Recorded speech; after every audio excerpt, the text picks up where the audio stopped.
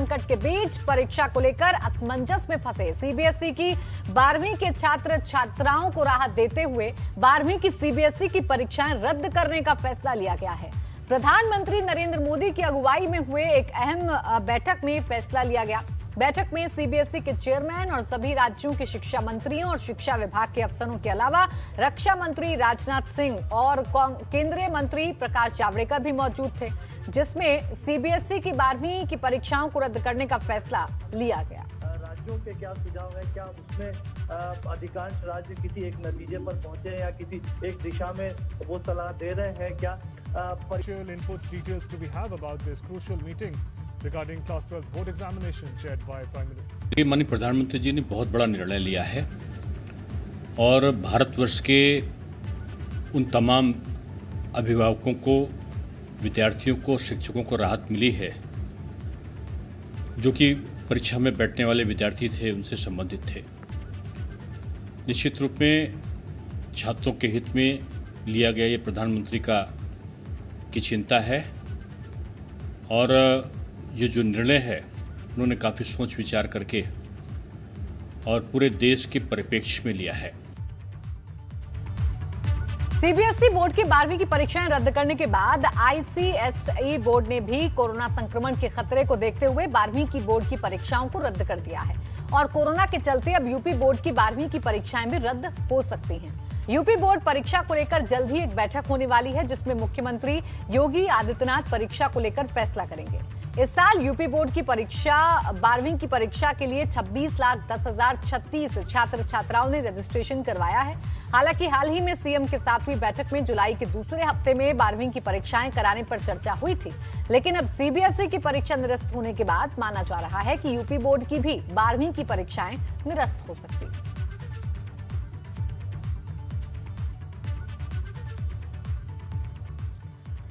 और केस दर्ज होते ही गिरफ्तारी पर इलाहाबाद हाईकोर्ट ने अहम फैसला सुनाया है। हाईकोर्ट ने ऐसी किसी भी गिरफ्तारी को मानव अधिकारों का खुला उल्लंघन बताते हुए कहा कि पुलिस महकमे में भ्रष्टाचार की बड़ी वजह है। हाईकोर्ट ने यह आदेश अलीगढ़ में तैनात हेड कांस्टेबल जोगिंदर सिंह के मामले में सुनाया है। हाईकोर्ट में जोगिंदर सिंह की अग्रिम जमानत अर्जी शर्तों के साथ मंजूर करते हुए कहा है कि आपराधिक केस दर्ज होते ही अकारण गिरफ्तारी मानव अधिकारों का खुला उल्लंघन है। हाईकोर्ट ने कहा कि मुकदमा दर्ज होने के बाद किसी की गिरफ्तारी का उपयोग अंतिम विकल्प और अपवाद के तहत किया जाना चाहिए। इस दौरान इलाहाबाद हाईकोर्ट ने सुप्रीम कोर्ट की ओर से नेशनल पुलिस कमीशन की तीसरी रिपोर्ट का हवाला देते हुए कहा कि भारत में पुलिस की ओर से गिरफ्तारी ही पुलिस विभाग के भ्रष्टाचार का स्रोत है।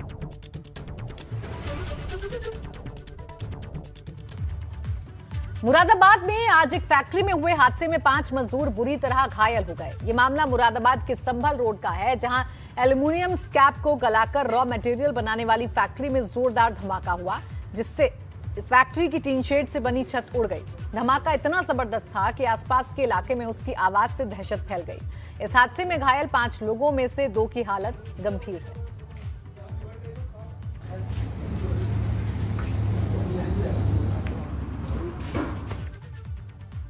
और सुल्तानपुर में स्वास्थ्य विभाग की बड़ी लापरवाही उजागर हुई है। कोरोना महामारी के इस दौर में जहां लोग दवाओं के लिए भटकते नजर आए, तो वहीं एक प्राथमिक स्वास्थ्य केंद्र बिना एक्सपायर ही दवाओं को फेंककर जला दिया गया।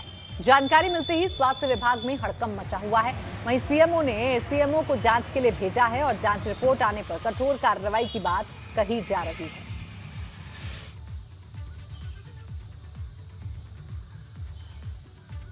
यूपी के नए डीजीपी के लिए तलाश शुरू हो गई है। दरअसल वर्तमान डीजीपी हितेश चंद्र अवस्थी 30 जून को रिटायर हो रहे हैं। जैसे जैसे उनकी रिटायरमेंट की तारीख नजदीक आ रही है, नए डीजीपी को लेकर तमाम नाम चर्चा में आ गए हैं। डीजीपी के पद की रेस में वरिष्ठता के आधार पर कई नाम चर्चा में हैं, लेकिन रेस में ईओडब्ल्यू और एसआईटी के DG RP Singh, DG jail Anand Kumar और डीजी बीएसएफ मुकुल गोयल के नाम सबसे आगे चल रहे हैं। आरपी सिंह ने बीते 2 साल के दौरान पीएफ घोटाला, बाइक बोर्ड घोटाला, सहकारिता भर्ती घोटाला और मदरसों में फर्जीवाड़े के तमाम खुलासे किए हैं। दूसरा नाम मुकुल गोयल का है, जो फिलहाल केंद्रीय प्रतिनियुक्ति पर बीएसएफ के डीजी हैं, और तीसरा नाम आनंद कुमार का है, जो इस वक्त डीजी जेल के पद पर तैनात हैं और जेलों में तमाम सुधार करने वाले अधिकारी के रूप में जाने जाते हैं। लेकिन इन तमाम नामों में से कौन होगा यूपी का अगला डीजीपी, इसका फैसला मुख्यमंत्री योगी आदित्यनाथ को करना है। वर्तमान डीजीपी एससी अवस्थी 1985 बैच के आईपीएस हैं और सबसे सीनियर अफसर हैं। उनके बाद अरुण कुमार का नाम है, लेकिन वो भी 30 जून को रिटायर हो रहे हैं। जिन अफसरों के नाम यूपीएससी भेजे जाने हैं उसमें 1986 बैच के नासिर कमाल, 87 बैच के Mukul Goyal, RP Singh, Vishwajeet Mohapatra, Gopal Lal Meena, R K Vishwakarma, DS Chauhan, Anil Kumar Agarwal, Anand Kumar के अलावा 1990 बैच के आईपीएस एसएन साबत और रेणुका मिश्रा भी शामिल हैं। आरपी सिंह, डीएस चौहान और आनंद कुमार सबसे चर्चित नाम हैं। आरपी सिंह डीजी ईओडब्ल्यू और एसआईटी की पोस्ट एक साथ संभाल रहे हैं और कई महत्वपूर्ण जांचें बीते 2 साल में उन्होंने की हैं। डीएस चौहान एकमात्र ऐसे अफसर हैं जिन्हें सरकार ने डेपुटेशन से बुलवाया है। आनंद कुमार एडीजी एलओ रह चुके हैं, इसलिए उनकी भी दावेदारी। अलीगढ़ में जहरीली शराब कांड के बाद शासन प्रशासन ने शराब माफियाओं के खिलाफ अभियान तेज कर दिया है। अलीगढ़ से आई तस्वीरें आपको दिखाते हैं, जहां शराब माफिया की अवैध संपत्ति पर बुलडोजर चला दिया गया। दरअसल शराब कांड के आरोपी दिग्पाल ने ग्राम सभा की जमीन पर कब्जा कर ट्यूबवेल बना रखा था, जिसे एसडीएम रंजीत सिंह के नेतृत्व में प्रशासन ने ध्वस्त कर दिया। देखिए, जो 28/5/2021 को अलीगढ़ में जहरीली शराब कांड हुआ था, उसमें अभियुक्त थे दिग्पाल पुत्र रोशन सिंह और नरेंद्र पुत्र दिग्पाल। इनके बारे में यह जानकारी मिली कि इन्होंने राजकीय कन्या इंटर कॉलेज की ज़मीन जो लोधा में है, इसके हिस्से पर अवैध रूप से कब्जा करके ट्यूबवेल बना लिया था। आज हमने उस ट्यूबवेल को ध्वस्त करा दिया है।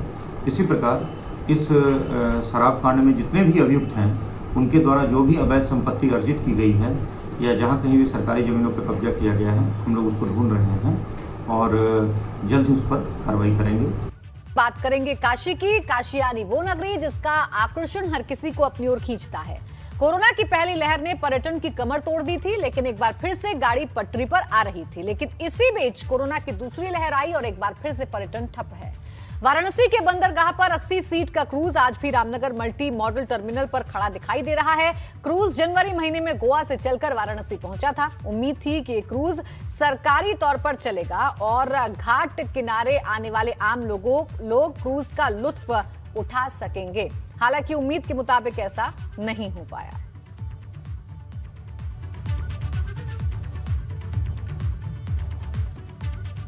कोरोना से जंग अभी भी जारी है और इस जंग में हर किसी ने अपनी भूमिका निभाई।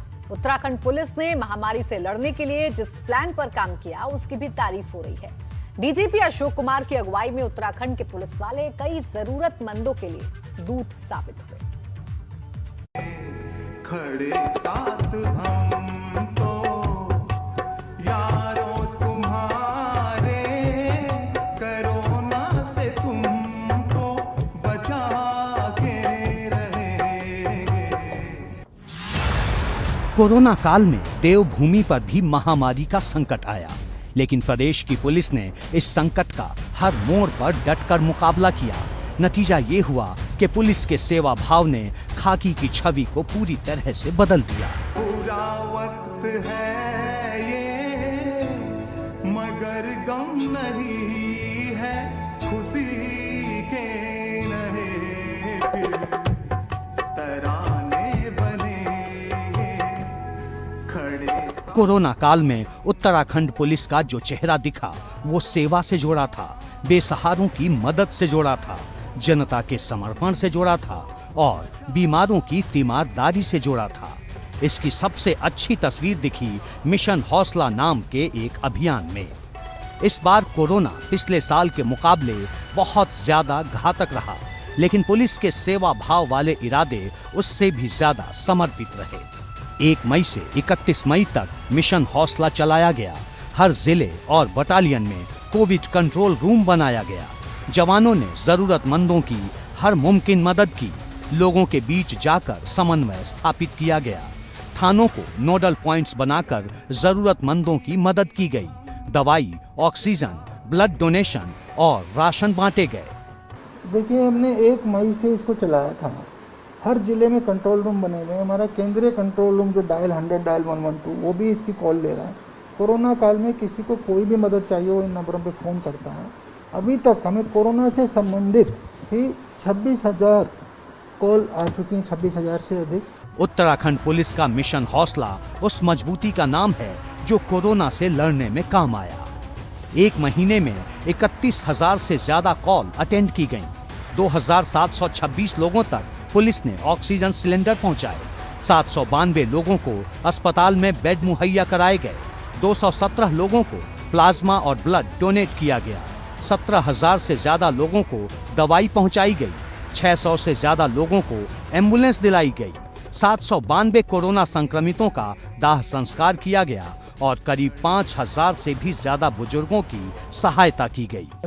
एम्बुलेंस 657 लोगों को दिलाई है और 70,000 से ज्यादा लोगों को हमने राशन, खाना और आवश्यक वस्तुएं दिलवाई हैं और 676 लोगों का दाह संस्कार करवाया मिशन हौसला के अंतर्गत। यूं तो कई सामाजिक संगठनों और लोगों ने व्यक्तिगत स्तर पर मिशन हौसला का सहयोग किया और इस लड़ाई में योगदान दिया, लेकिन उत्तराखंड पुलिस ने इस जंग में जो योगदान दिया उसे प्रदेश के लोग हमेशा याद रखेंगे।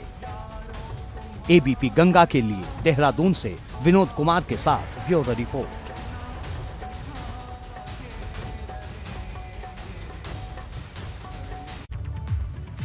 12 जून को देहरादून के आईएमए में होने वाली पासिंग आउट परेड में इस बार भी कैडेट्स के परिवार वाले शामिल नहीं हो सकेंगे। दरअसल कोरोना की वजह से फैसला लिया गया है।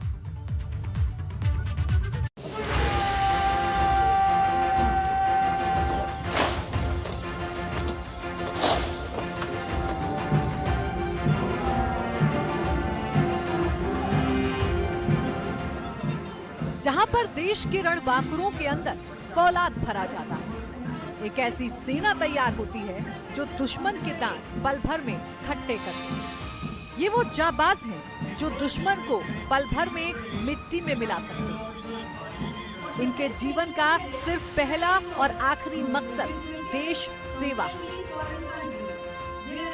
ये देश के वो वीर सपूत हैं जो जान हथेली पर रखकर चलते हैं।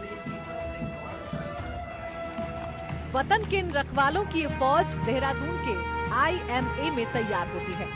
कड़ी ट्रेनिंग और अनुशासन वाली दिनचर्या के बाद एक जेंटलमैन कैडेट तैयार होता है।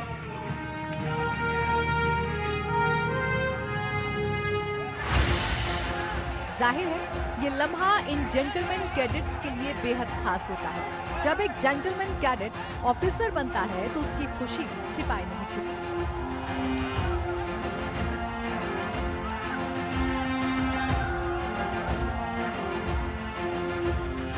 लेकिन इस बार जेंटलमैन कैडेट्स का जश्न कुछ फीका रहने वाला है। 12 जून को होने वाली आईएमए की पासिंग आउट परेड में इस बार कैडेट्स के परिजन शामिल नहीं हो पाएंगे। इससे पहले जून 2020 में कोविड की वजह से कैडेट्स के परिवार वालों को पासिंग आउट परेड में आने की इजाजत नहीं दी गई है, जबकि दिसंबर 2020 में हुई पीओपी में भी हर कैडेट के 2 परिजनों को ही परेड में आने की इजाजत दी गई है।